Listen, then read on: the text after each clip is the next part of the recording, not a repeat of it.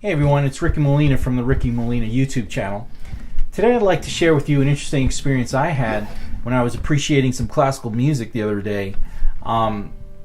Actually, I had started listening to this piece years ago, and I kind of came back to it, and then recently, a couple of months ago, and then more recently, a couple of weeks ago, I kind of listened to this Cello Concerto No.1 in C major by Franz Joseph Haydn, who lived in the 1700s and actually until into the 1800s a little bit. But he wrote this piece in the 1760s for one of his friends who happened to be a very renowned cellist at the time, a guy named Weigl.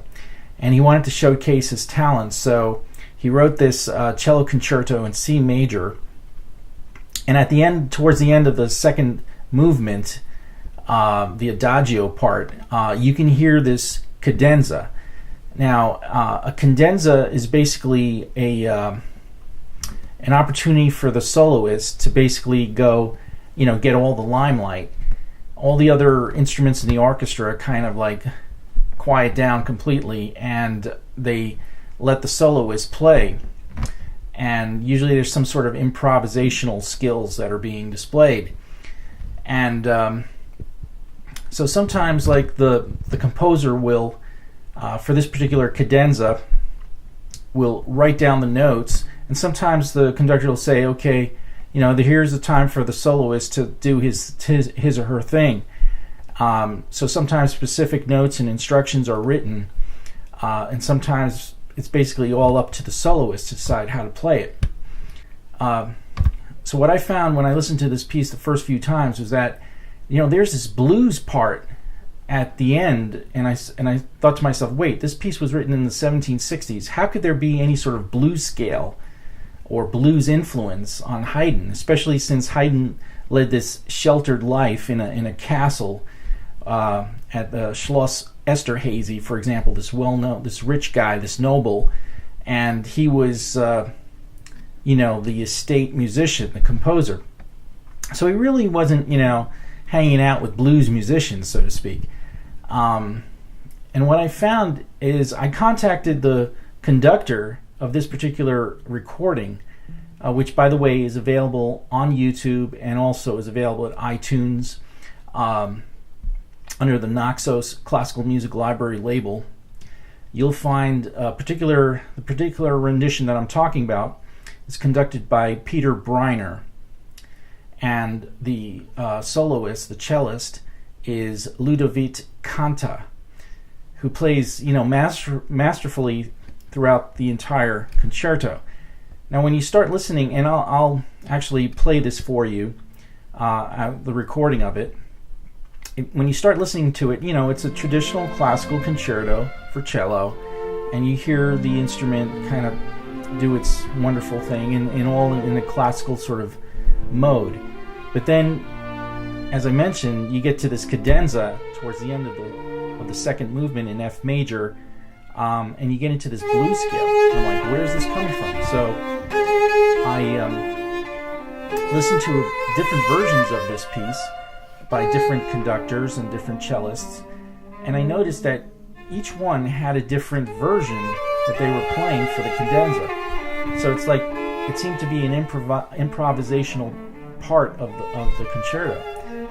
I wasn't quite sure about this, so I contacted the conductor and the cellist, who were actually available on Facebook, and I asked them, I was really impressed with your work in the recording, but I'm sort of puzzled by this cadenza part. Can you help me out here? And sure enough, I was told by both the cellist, Ludovic Canta, as well as Peter Breiner, the conductor, that the conductor had written these few bars at the end of the second movement, and it was written in a classical style, but with the blues scale in it, which kind of was I breathed a little sigh of relief there, because I was really not expecting Haydn to be a blues guy by any means. But so it was really the conductor Peter Breiner who had written the few bars of blues in there for the chief cellist, the soloist Ludovic Canta. So I just wanted to sort of run this by you, because if you're in F major and you're like,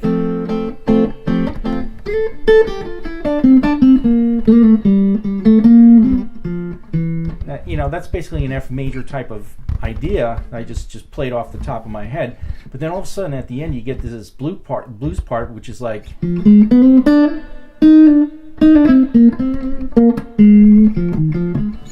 That's a blues scale in F. You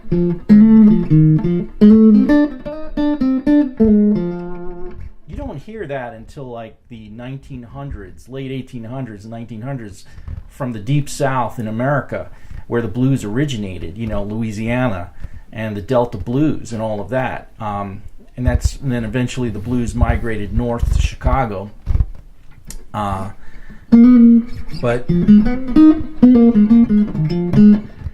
the blues scale essentially has the important features of it, as opposed to the major scale, which I'm sure most of you are familiar with. The blues scale has a flat third and the flat seven, which kind of gives it that sense of tension and non-resolution. So it wants to resolve. It's kind of like you're hanging in the air, and then eventually you might make it back to the major or the minor, if it's a minor blues, or as opposed to a major blues. But so if you're in the key of F, then the tonic, your one is F. That's a major scale. But in a blues scale, you got the one, the minor third.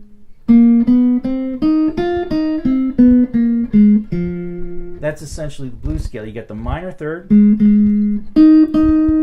Those are the two main notes that make the blues scale different from everything else. And it's that.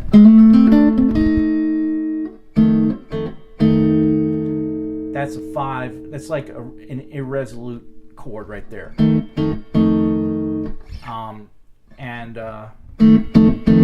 I heard that in the cadenza part, and I was saying to myself, whoa, that's blues. And you can also play F blues up here, minor pentatonic with some chromatics. This is the minor pentatonic up here.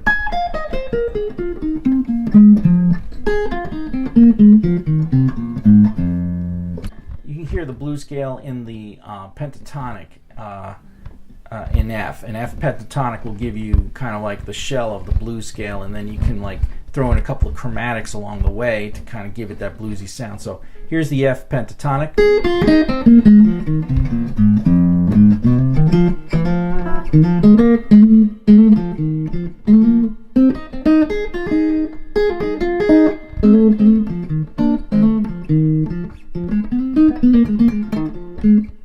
So that's basically your blues scale. And I just wanted to share this experience with you because I learned a ton. I learned that there were certain parts in classical pieces where soloists were given free rein to improvise. And I also learned that conductors can take liberty, and cellists and soloists can take liberty during these cadenza parts, which are in the which are part of a concerto, which highlight a solo instrument. Well, I hope you enjoyed this educational video on concerti and cadenzas and composing music.